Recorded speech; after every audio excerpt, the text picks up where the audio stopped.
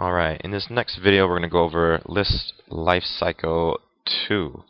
Alright, so we're going to talk about the finished products, okay? Phase 1, which is already covered, Phase 2, Phase 3, and some concepts down here, right? So Phase 1, we've already kind of been through this, but it is essentially building out the entire list, right?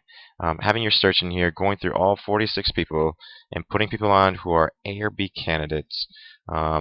People who are relevant, or A, priority candidates, people that are really, really good, just based on what you can see on their profile.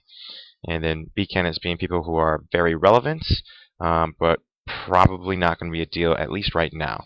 Okay? That's the idea, right? Building out that list, sending new LinkedIn connections to everybody on that list, right? And then from there, sorting out all your priority people so that anyone that's in yellow is now coming to priority list. They should all just be moved over here. Okay? And then from there, emails out to all the priority people, and then adding all the priority people into the database. Right? That's one way to look at phase 1. Phase 1, completing that, right, is you have completed your search. You have gone through all 46 people for this one particular search. Again, sorted out the people of that 46 who were the best people. And then from there, of those best people who are priority list people, right? And then from there, you've moved them all over to priority list. You've sent emails to all of them.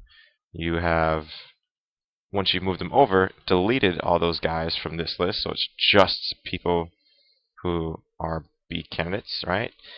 You've moved the B candidate people over to here, right? And put them all there, and then what you're left with is nothing in the search, right? And so maybe a finished search, there should just be nothing here. Maybe what we want to do is just boom, completed, right? Or completed phase 1. And that, as simple as that, right? And so then the idea is, if the phase 1 is completed, we're going to move into the next phase. Next phase is to put in that same search, build out the target company list, and then go to people also viewed, and continue to build out the list, right? So for both of those in phase 2, so going back to that, so assume that boom, phase 1 completed. This is all sorted out the way it should be. I'm not going to do it right now for the sake of time. But then you're going back, you're putting in the exact same search. Make sure that you get those 46 people to show up, right? And what you're doing from there is you're just going through the priority people. So I stand corrected here. So instead of putting this search back in, instead what you would do is you would just go to the priority list people that you added. So maybe doing something like this to separate, who is a priority list for what search you're doing, or however you want to do it. Or maybe before moving over to priority list, you do the second phase while they're still on this list here. Okay, but the idea is you're going to type in the everyone you have in yellow, your priority list people. Okay, copy and paste that person up here. Okay, and if you're me, what I like to do is separate the screens.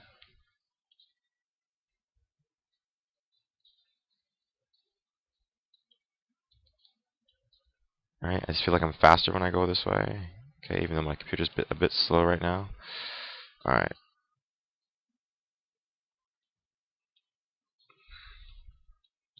Alright, boom. Got the person. Pull them up. Okay, and so now what we're doing is we're doing two things here. The first thing we're doing is we're looking at this person's profile deeper. So at first glance, when you're just going through the first phase, go to their profile. If you see, boom, financial services, you see Deloitte, you see 9 years. I'm not even looking at this person anymore. I am just throwing him on the list, moving on to the next person. So the idea of going through it the second time is, okay, now let's just look a little bit further. Okay, investment bank, blah, blah, blah, great, risk management, you can see those things, but more so we're looking, all right, what company did this guy come from? Came from Wells Fargo, not that helpful, right, because he's been at Deloitte for most of his career. So there's nothing really else in terms of a new target company that we can really see here. So then from there, since there's no other target companies, let's look at the right side of this thing. And then just glance at the titles. It's going to tell you whether or not it's worth your time to click on that person and view their profile. So manager at PwC, can't take for PwC, it's a client. PwC, Deloitte, let's click on this guy, right? Boom, banking, senior manager at Deloitte. Has he been there for more than 2-3 years? Yes, he has, right? 6, it's almost 7 years. Great. So we'd add him, then copy him, right? Stick him on the list, and he's already there, right? Which is very likely that he's already there. Sometimes he's not. No big deal. But now that we know he's already there, right? Another thing you would do is you'd come down here and look. Okay, Ramco. I don't know anything about Ramco, but clearly he was at Ramco for how many years? A lot. All right, since like 2000, he was at Ramco. So I don't really think about Ramco, but all I know is that he came directly from Ramco to go to Deloitte. So chances are, this company's going to be very relevant. Scroll over, okay, computer software, blah, blah, blah. Who really cares? All we need to know is that it's not 1 to 10 employees, meaning it's not him doing something on his own. It's going to be really relevant. So what do? We're going to copy Ramco. Copy that, come down to, as you can see, it's already up here, but that's because I was not doing it the best way I should. What we will want to do, come down here, go to target company, stick Ramco in there, right? And if you want, which would be kind of helpful to do actually, would be to put the person's name where we found that. I found that might be helpful, which let's just go ahead and copy that, right? I'm going to spell that long name out. Boom. Right, and so the reason we're doing that is that when we're done with this entire search, we're going to come back, and instead of doing our typical Deloitte, Booz & Company, Navigant, blah, blah, blah, KPMG, now we're going to put in Ramco and do a search just for people from Ramco. Right, but we don't want to do that right now. So if you do that right now and put a search in for Ramco, then you never complete the full search. Okay, you get too sidetracked. Okay, so let's go back. So originally what we were doing is going to our priority list people, but from the search we were doing. Okay, we just looked at his. Great, let's go to Grace May. Stick her in. Alright. Boom. Is this her? No, she's Booz & Comp. Grace May. So clearly, obviously, that's why she was a priority person, financial services, Booz & Company. She's been there almost 3 years. Has more than 3 years consulting because she's been at Capco and Deloitte before that. So if you didn't know that Capco was a good company, boom, look at her past companies, Capco. So obviously, then you would know. Okay, that's right. Some of us already knew that. Deloitte, obviously, and L'Oreal. Okay, probably not a company we want to search. But so nothing from target companies to add that we didn't already know. Let's scroll to the right side, and so for her, we can't look at her people also viewed, which is disappointing because they'd probably be very good. It's a setting that they can do. So going to the next person. Probably done. What's this? Silver Management Group. Right.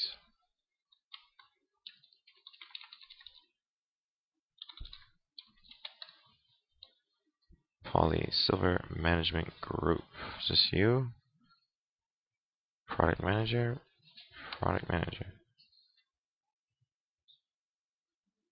Alright, so obviously, right, this is probably why we just picked financial services.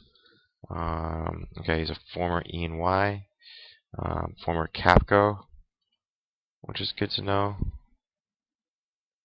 Former Deloitte, regular in capital markets, asset management guy for 6-7 years at JP Morgan. Probably has a clue when it comes to asset management. Okay, so these companies we all know. I don't know this company, but I'm assuming this is going to be an industry company. Financial services, investment processing, fund processing, investment management. Right. outsourcing solutions that help corporations. If this was a management consulting firm, boom, we're putting them on the list, right?